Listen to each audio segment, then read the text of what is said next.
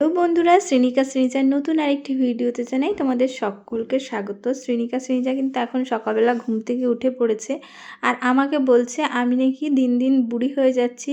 আমি যদি কোনো কাজ না করতে পারি ওরা আমাকে বলে আমার বয়স হয়ে যাচ্ছে, আমি বুড়ি হয়ে যাচ্ছি, আর ওরা দিন দিন বড় হয়ে যাচ্ছে, সেই জন্য ওরা পারে সব কাজ। আর এখন দেখো এই যে শ্যুটটা হচ্ছে সেটা হচ্ছে রাতের বেলায়। আমার কিন্তু গত কয়েকদিন ধরে শরীরটা বিশেষ ভালো নেই, যে কারণে আমি মাঝে মাঝে মানে এতটাই অসুস্থ হয়ে পড়ছি যে ওদেরকে খাওয়াতেও পাচ্ছি না। আমার মা এসে থাকছে, আজকে আমার মা ছিল না, ওই জন্য ওর বাবাকে বললাম তুমি আজকে মেয়েদেরকে খাইয়ে দাও যতটা পারো। ওরা কারোর হাতে খেতে চায় না, কিন্তু আজকে দেখলাম বাবার হাতে মানে খেয়ে নিল। সেই অনেক ছোটোবেলায় বাবা খাইয়ে দিত, যখন চামচ বাটিতে পেস্ট করে খেত। আর মায়ের অসুস্থ হলে কি হয়েছে দেখো, ওদের জন্য আর আমার মানে শুয়ে বসে থাকা হয় না। ওরা সব সময় চিৎকার চেঁচামেচি হই হই, মানে ওদের পিছনে আমার চিৎকার চেঁচামেচি করতে করতে না যেন রোগটা কোথায় পালিয়ে যায়। তো তোমাদেরকে বলে রাখি যে আমার কি হয়েছে, তোমরা অনেকেই হয়তো আমার আগে একটা ভিডিও দেখেছো, আর সেখানে অনেকে জানতে চেয়েছো। অনেকে যারা আছে মানে খারাপ দৃষ্টি, তারা কিন্তু খারাপ রকমের মন্তব্য করবে বা করেছে।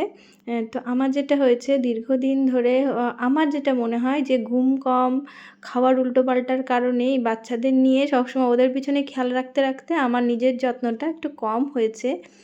কারণ দুজনাকে নিয়ে থাকি, তো একটুখানি ওদের দিকেই বেশি খেয়াল দিই। সত্যি কথা বলতে আমার কোনোদিনও কোনো শরীর অসুস্থ হয়নি। এরা এতটা বড় হয়েছে, কখনো আমি জ্বরেও পড়িনি। টুকটাক হয়তো গা হাত পা ব্যথা হয়েছে, ১-২ বার জ্বর হয়েছে, তো মারাত্মক রকমের সমস্যায় পড়িনি। কিন্তু এবার একটু বেশি একটু বাড়াবাড়ি হয়ে গেছে, যেটা কিনা আমার গ্যাসের থেকে বা আমি যাই হোক ডাক্তার দেখিয়েছি, ওষুধ নিচ্ছি, হসপিটালেও দেখিয়েছি।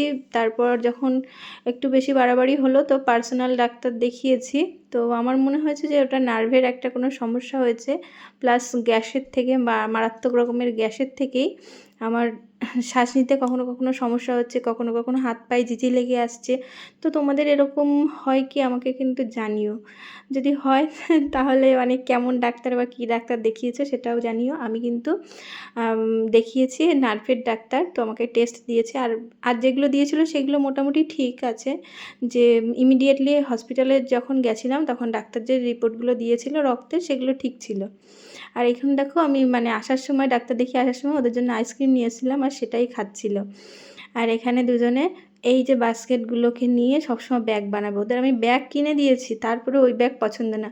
আমাকে বলছে বড় হয়ে নাকি এই ব্যাগ নিয়ে স্কুলে যাবে। আমি বলছি তাহলে তোর তোর ফ্রেন্ডরা তো তোকে গরিব মানুষ বলবে, বলবে যে তোর ব্যাগ কিনে দেয় না তোর বাবা মা। ওরা সেটাতেই রাজি, বলছে কোনো ব্যাপার না, আমি ওটা কোনো ব্যাপার না।